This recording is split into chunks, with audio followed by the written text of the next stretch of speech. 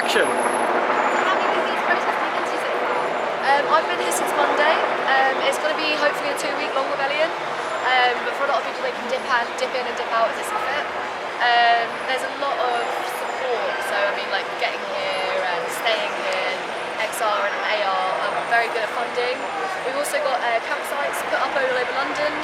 I'm staying at one with Animal Rebellion at the moment, and they're very, very welcoming. They're people who are fighting against the meat and dairy industry. They want fair rights for farmers. They want affordable, healthy food for people, and to close slaughterhouses and wet markets and things like that. And obviously COVID-19 is rumored to have started from the wet market, so this is the perfect time for us to start looking at the way that we're consuming food. And yeah, we want more of a plant-based diet, really. That's their gig. And for about a year now I've been in Extinction rebellion. So I've been showing up to a variety of things from oil conference blocks to road blocks in loads of different countries as well. Berlin, Australia, London, Cornwall. Actually Cornwall's got an amazing network for activists because obviously it's a very rural area. And yeah, and there's also a bunch of arts working groups like Rebel Hoopers. XR Rebel Hoopers is ours. I'm in disco gear today because we did disco obedience, so simple disco obedience. We're disco dancing outside Buckingham Palace, asking the Queen to take notice of the CEE bill. The CEE bill is basically a new law that would make ecocide illegal. So the same way that genocide is illegal, anything that would destroy the planet would have to focus on sustainability of the planet rather than destroying it.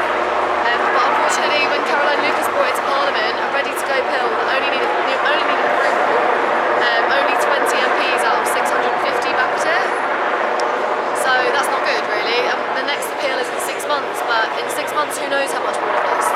So it's not really good enough. So that's why today we were outside Buckingham Palace. It's her government that is doing this, so it needs to be a collective effort. We've got enough solidarity. You can see the power and the energy of the crowds and of the artists. You know, all varieties. We've got musicians, we've got circus artists, we've got painters, jugglers, climbers. Yeah, and the HS2 sorry, I'm on 3 campaigns, it's a lot of info. That's great.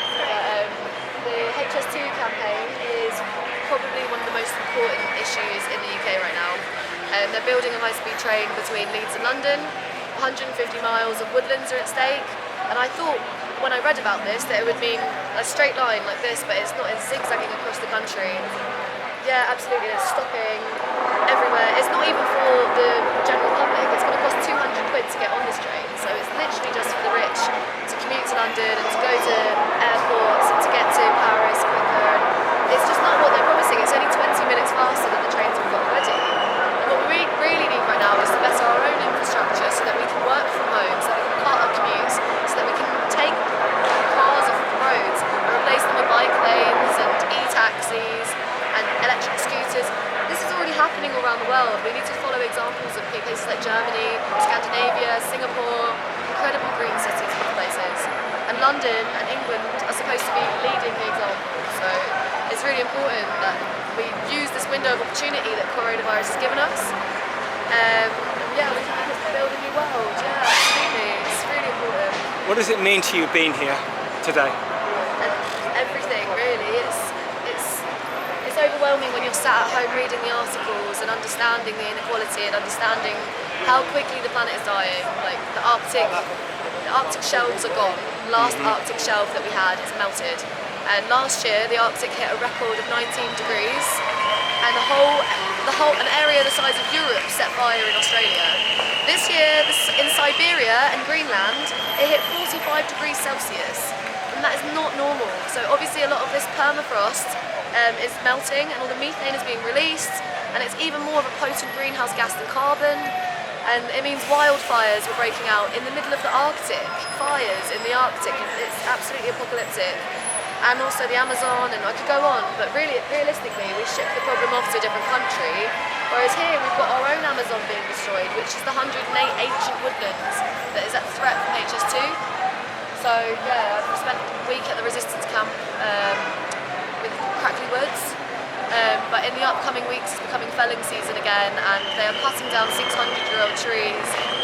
We cannot replace these trees with 600 saplings and expect it to sequester the same amount of carbon or keep the same amount of biodiversity. So it's just a ludicrous plan for absolutely nobody's gain apart from the think tanks and the bankers. So it's really, we're in a state of complete toxic, we're at a tipping point. We really are. We're all towards a side where we're going to go more plant-based, focus on equality, focus on human rights, sequestering carbon and building new infrastructure, or we keep going business as usual and we lose everything.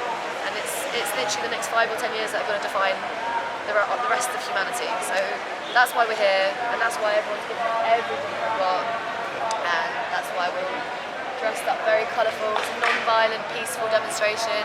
We're dancing to get what we want, we're singing to get what we want. Thank you ever so much. Yeah, Thank you. sorry about